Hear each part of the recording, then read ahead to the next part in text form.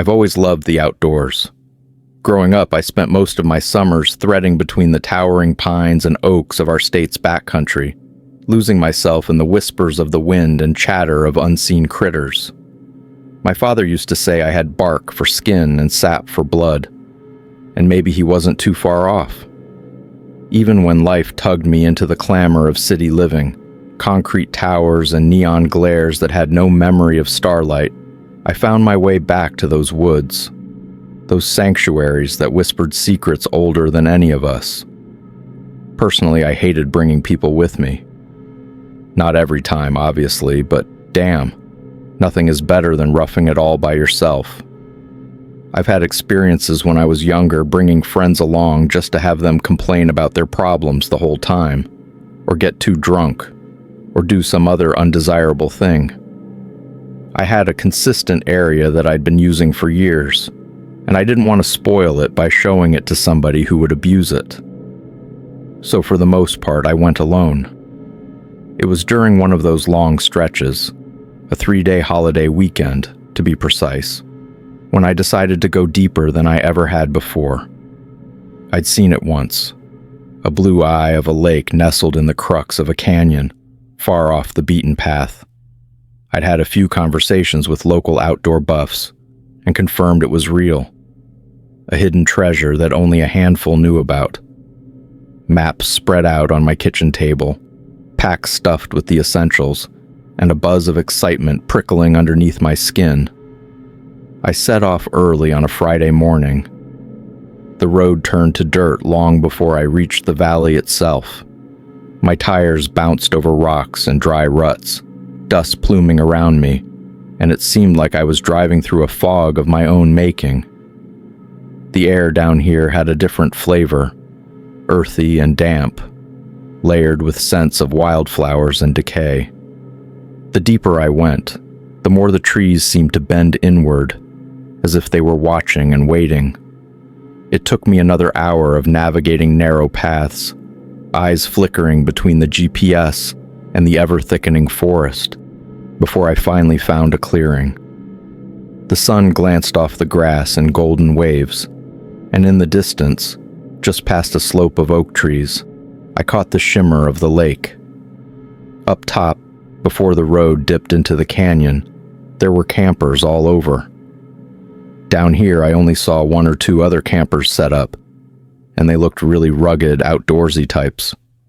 Questionable trucks and questionable towing methods for the trailers.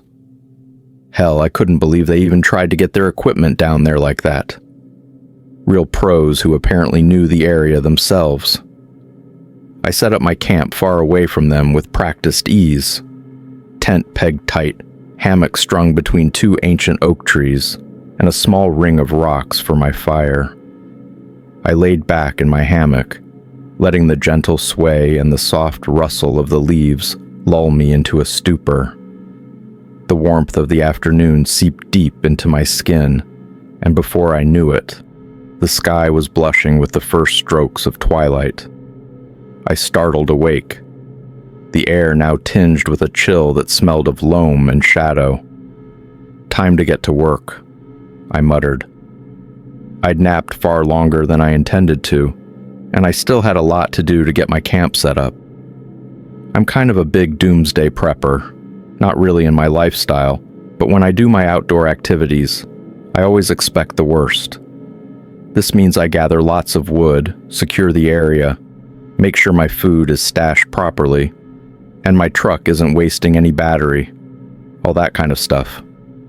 I gathered firewood, straining from clearing to clearing, zigzagging through the brush, arms filled with sticks and dry branches. The ground crunched underneath my boots, a rhythmic counterpoint to the sporadic chirps of crickets waking up for the night.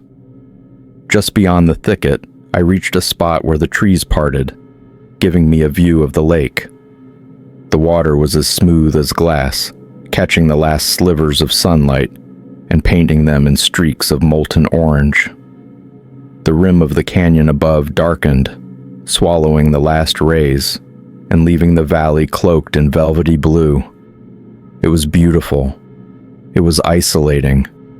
It was heaven. I was so happy to have found this little slice of wilderness all for myself. I gathered the last of what I could and then turned back toward my camp. The fire caught easily, flames licking up hungrily, cracking as if in celebration. I sat back and skewered a couple of hot dogs, turning them slowly, savoring the way the fire's heat warmed my face. Beans bubbled in a tin at the edge of the flame. The scent itself was comforting, but also foretelling of what my tent would smell like later that night. I took my time eating, chewing each bite as the dark thickened around me, and the stars unfurled like pinpricks of ice. I loved eating like this out in the woods. It was the only time I let myself eat really junky food. The first sign that something was off came quietly. A rustle, barely perceptible at the edge of the firelight. I glanced up, expecting to see a raccoon or maybe a coyote nosing about the underbrush. Instead, I saw a shape, a small figure just at the edge where the light met the dark. He was a boy, no more than 7, barefoot and disheveled, eyes that caught the flicker of the flames like twin mirrors. "Can I warm up by your fire?" he asked me, voice thin and careful, like the question might break if spoken too loudly. My mouth went dry. Words tangled up in my throat. Who was he? Where had he come from? The nearest road was miles and miles away. But my shock stilled me, and before I could think to say anything else, I nodded. Of course, I managed, gesturing to the other side of the fire. "Are you lost, kid?" He shook his head, the corners of his mouth tilting up in a smile that was both too old and too young at the same time. "Number my family's camp is down here. I was just coming back from the lake. I thought this was our camp." My eyes swept to the dark, searching for the faint glow of another fire, the distant hum of voices. But there was nothing. The woods swallowed sound like a glutton. I forced myself to keep the conversation going, though my heart was kicking against my ribs.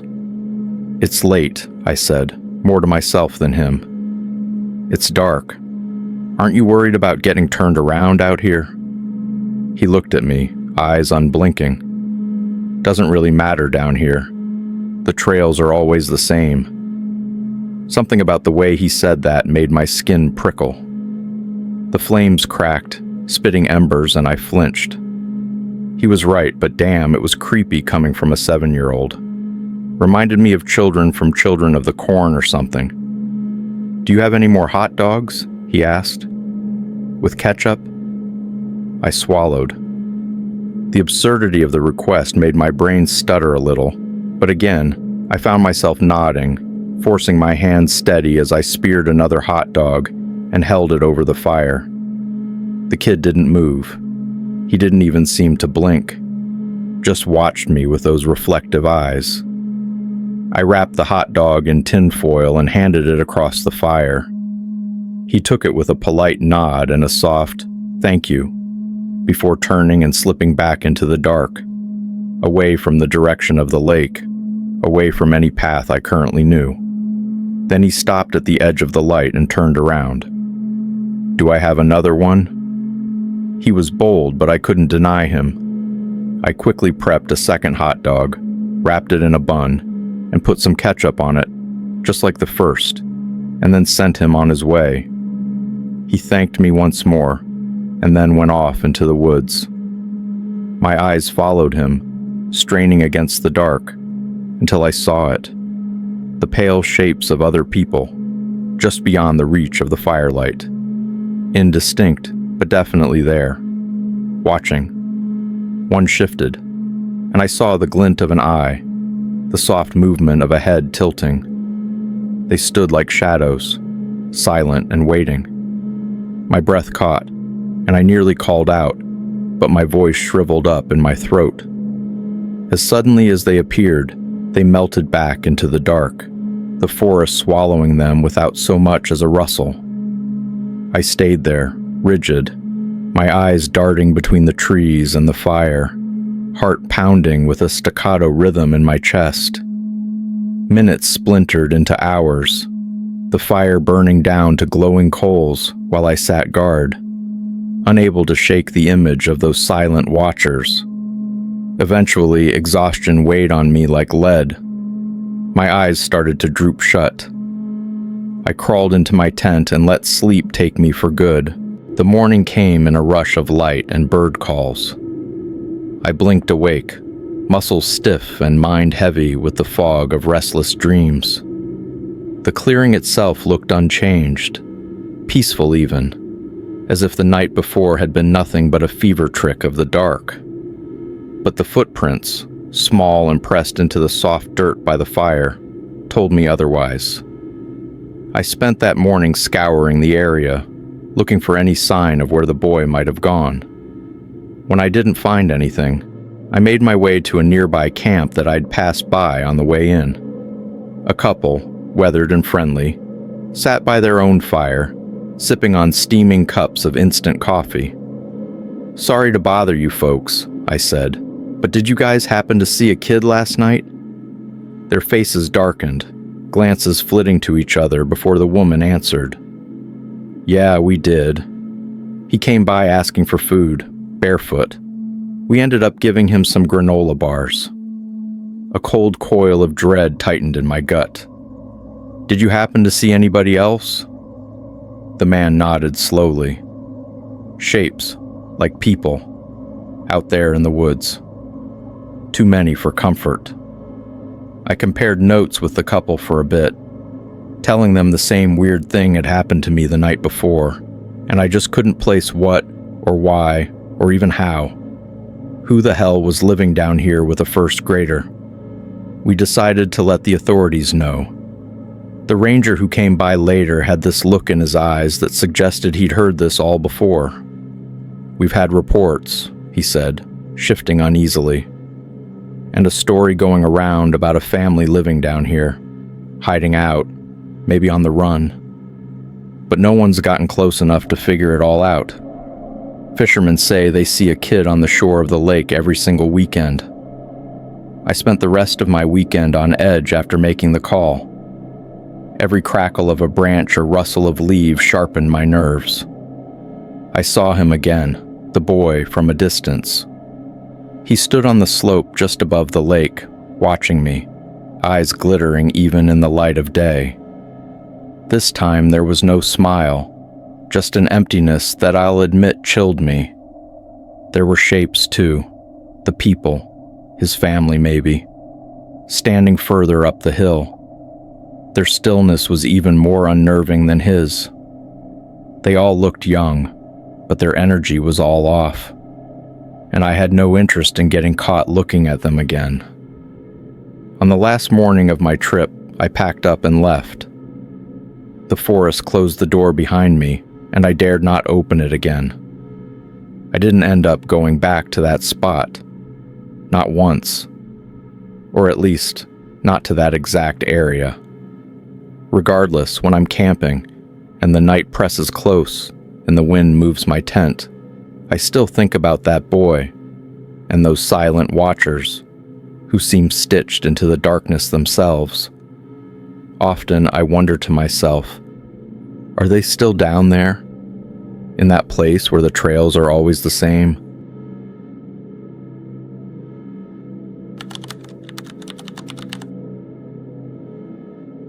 It was the summer of 2018 when I bought my van. This clunky, steel gray home on wheels that promised freedom and simplicity. I kitted it out with everything I needed. A bedroll, a small kitchen setup, a solar-powered heater, and a robust external lighting system. For over a year, I crisscrossed the country, embracing the call of towering redwoods, quiet deserts, and roaring rivers. But nothing would prepare me for the night that everything changed. It was spring of 2019. I was winding through the untamed backcountry of Colorado, far from the paved roads of civilization. The air smelled of pine needles and wet earth, and a cool breeze sifted through the cracked window as my tires crunched over gravel roads. I'd heard whispers from other travelers about this off-map trail that promised solitude and breathtaking vistas, and I wanted to experience them for myself. By late afternoon, I emerged from a canopy of dense forest into a clearing, and saw, to my surprise, a tiny settlement nestled there. It wasn't marked on any map. A collection of weather-beaten houses, a small chapel with peeling white paint, and a country store stood crookedly, like the last sentinels of some forgotten time. The store had one half boarded up, the other emblazoned with a neon open sign that buzzed faintly, barely visible in the waning light. I slowed my van down, curiosity nibbling at the edges of my caution. The bar side of the store glowed warmly, and a few muffled voices trickled out whenever the door creaked open and shut again. A man in a tattered hat glanced my way, his eyes catching the reflection of my headlights before disappearing back inside. The presence of the township was oddly disquieting, but the voice of reason assured me it was nothing more than a relic of a bygone era clinging to survival. Better keep going, I muttered to myself. Don't want to hear any banjos. The road twisted and snaked for another 15 minutes, dipping into pockets of shadow where the forest loomed close. The setting sun painted the world in strokes of orange and red, casting long fingers of darkness between the trees. When I finally found a clearing to park in, it was just shy of twilight. The space was perfect, open enough to spot any wildlife, with a dense copse of pines for shelter on one side. I shut off my engine, leaving the headlights on as I prepped the space. Outside, my camp came to life. The sizzle of steak in the pan, the crackle of the portable heater, the rhythmic clicks of utensils on metal. The light cast by my van splashed over the clearing, creating sharp contrasts that reached deep into the woods. My external lighting system put floodlights to shame. I wanted to be able to light up a whole area with nothing but the click of a button. Forget the creepy shadows of a campfire. This was the modern era of solo camping. Stovetop cooking and light beams warding away any critters. With dinner finished and everything secured, I stood there, savoring the isolation. Night had swept over the landscape like a dark shroud, and the stars above felt unnervingly close. I stretched, feeling the chill seep through my flannel shirt, then relieved myself by a nearby tree before climbing back into my van. Nothing worse than buttoning in for the night and then realizing you have to pee, letting all the warm air out. My speaker whispered a soft tune, the voice of an artist mingling with the whisper of the wind. I had this nice little speaker system in the back of the van for tunes or podcasts. It was my comfort, my entertainment when I wanted to relax or just fall asleep. Hours passed inside the comfort of my tiny home. I read from a dog-eared paperback, switched to a true crime podcast, then drifted off to sleep with the heater's warmth cocooning me. It must have been around 2 a.m. when I woke up abruptly. My senses sharpened to a razor's edge. Silence draped the world outside, so suffocatingly thick it felt unnatural. Then, crunch. Footsteps. No two. My breath caught as the sound of shuffling and metallic scrapes reached my ears. I sat up, heart thudding, and peered out my window. The clearing was bathed in pale moonlight, but what I saw tightened my chest with fear. Small beams of light cut through the darkness, jerking and bouncing as if wielded by restless hands. Figures moved just beyond my vision, their movements erratic, almost inhuman. I wished in that moment I'd left my external lights on, but they were a real battery sucker. My skin prickled as I spotted one of the shadows pause, then point their flashlight straight at the van. The beam hit the window, glaring through, and I ducked reflexively. My mind spun with possibilities. Teenagers? Hunters? What kind of hunter roots around an occupied campsite? That makes no sense. I reached for my boots, strapped my belt tight, and pulled out the large hunting knife from its sheath. Every nerve screamed for action, but I forced myself to stay silent. I crept to the side door and tested the handle. Locked. Confusion twisted my thoughts. I didn't lock it from the outside. Why can't I open it? A shiver traced my spine as another flashlight swept across the side window. This time it lingered, revealing a pair of eyes, glistening and wild, set in a face that almost seemed skeletal, with sunken cheeks casting long shadows. The beam quickly shifted again, blinding me, and I recoiled instinctively. "Hey!" I shouted, breaking the taut silence. My voice cracked, raw with fear. "Get away from here. I'm armed." No response. The only reply was the low murmuring of voices outside, words slipping away into the wind. I stumbled backward, clutching my knife so hard my knuckles turned white. My phone, where is it? I lunged for it, unlocking the screen with shaking fingers, only to see the no service indicator glaring at me almost mockingly. I checked my back door.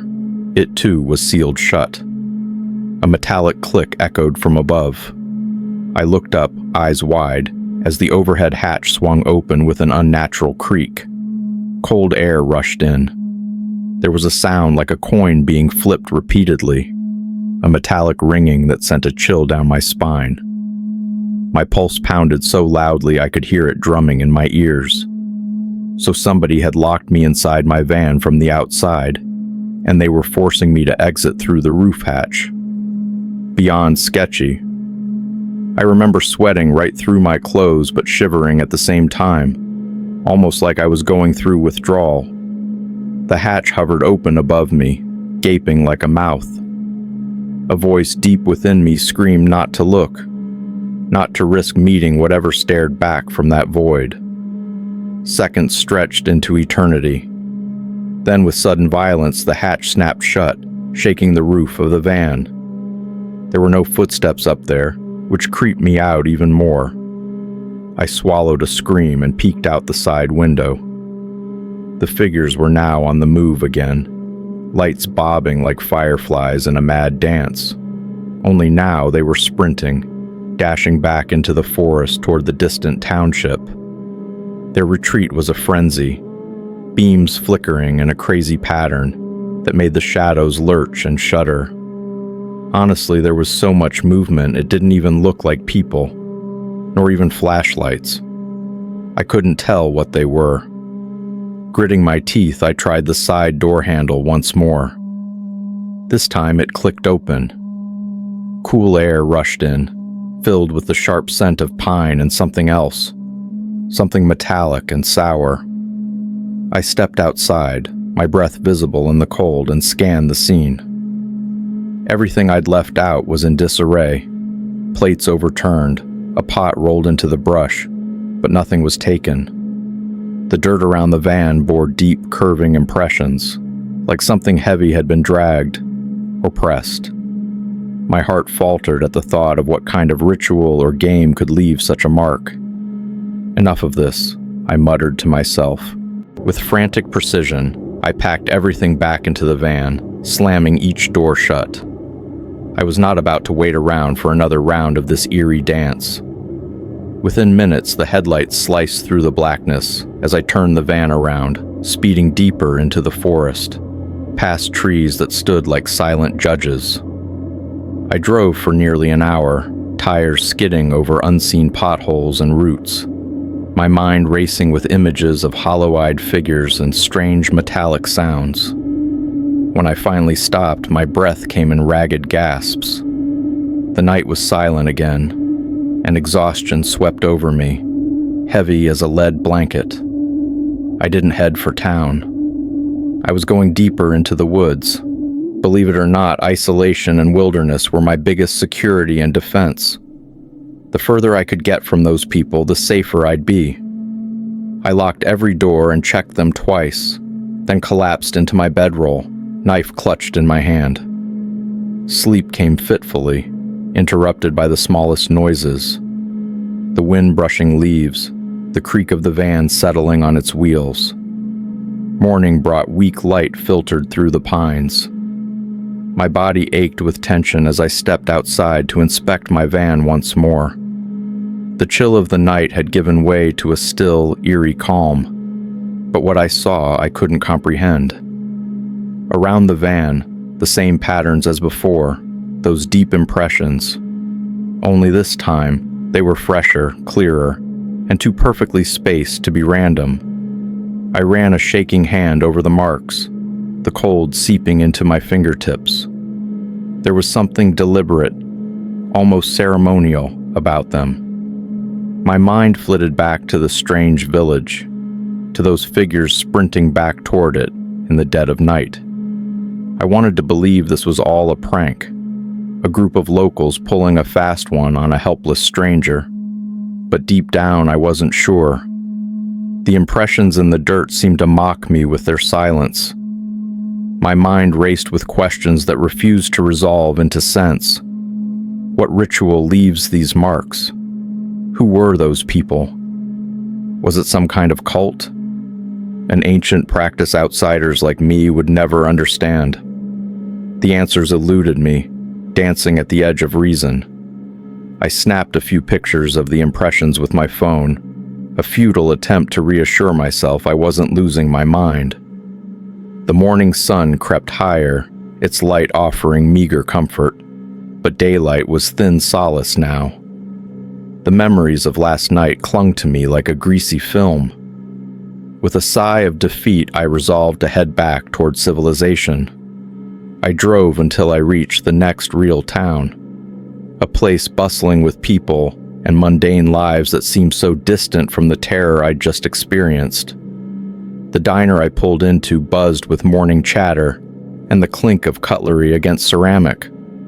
The smell of bacon and coffee was a balm to my frayed nerves. A waitress with kind eyes approached, notepad at the ready. I ordered coffee, my voice still rough from the sleepless night. When she returned with the cup, I couldn't help myself. I leaned forward, the words spilling out before I could stop them. Have you ever heard of a settlement, maybe 30 miles northeast of here? Small, with a chapel and a store? Her face changed immediately.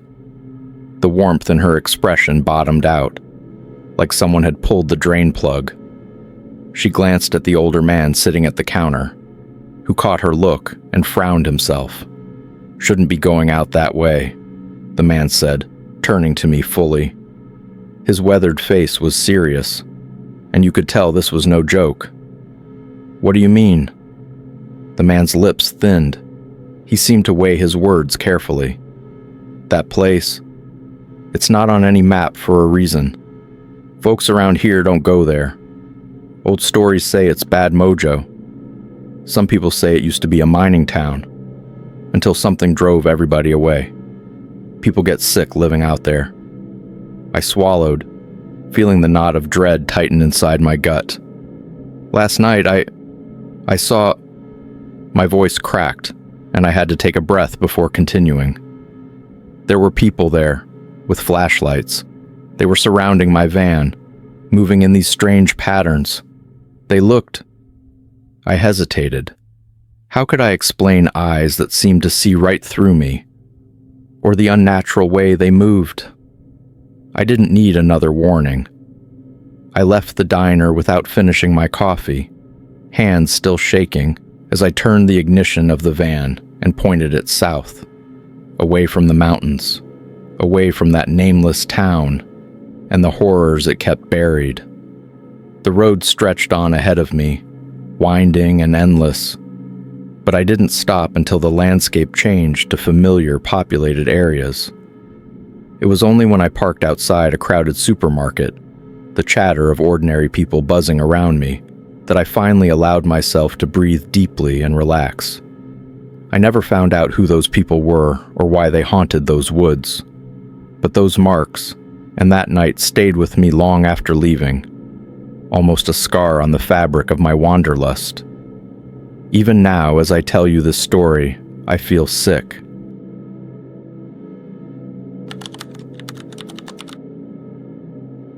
I've always craved the thrill of pushing my body to its limit, mind and its limit.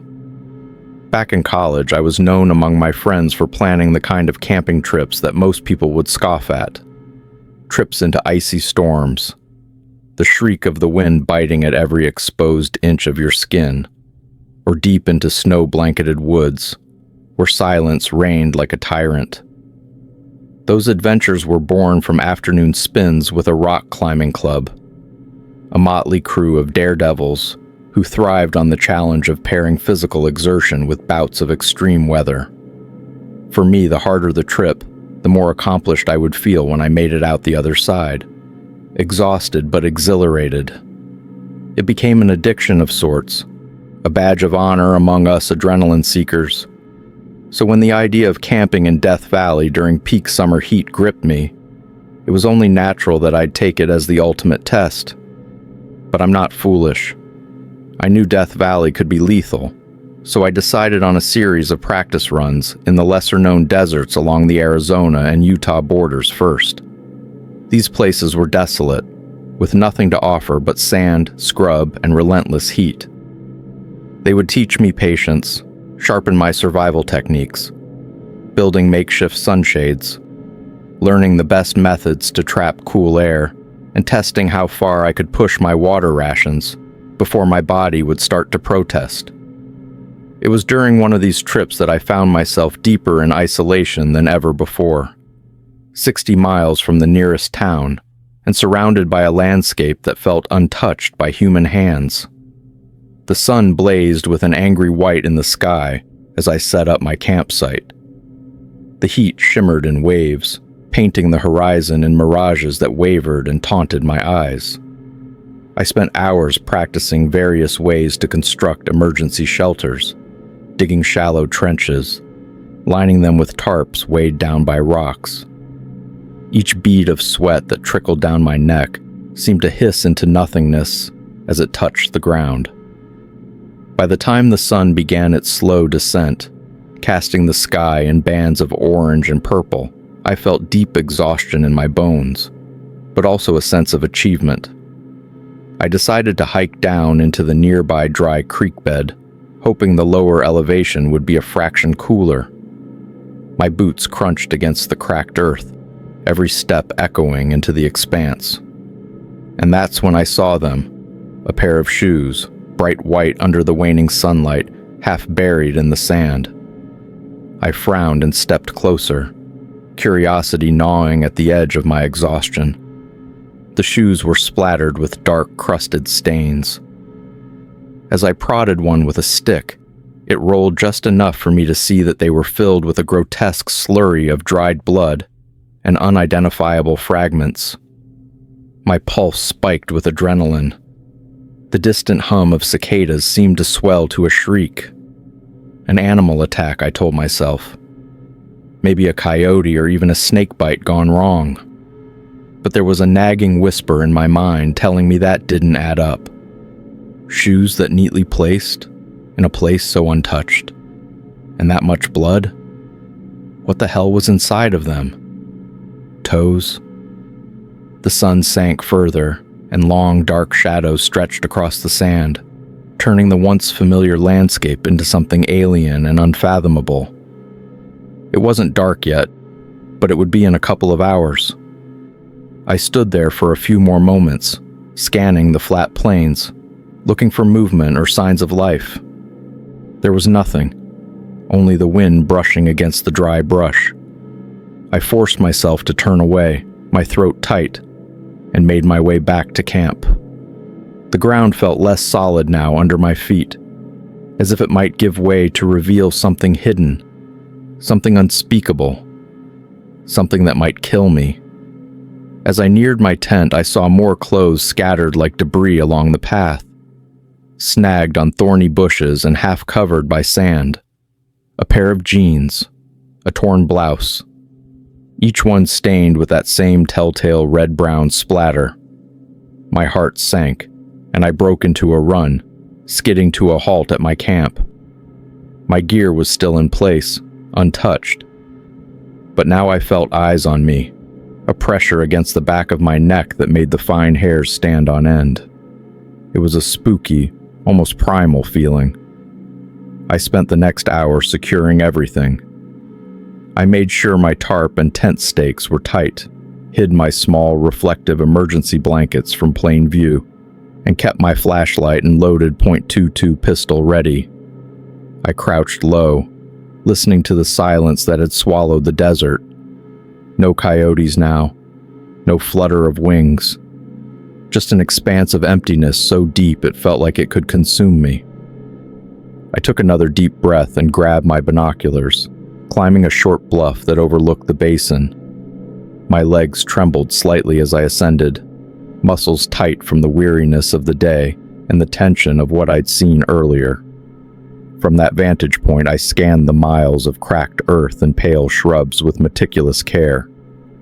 The glass lenses cut through the afternoon glow, revealing every bump and shadow. Then my gaze caught on something peculiar. About a mile out, a haphazard pile of shapes strange enough to make me look twice.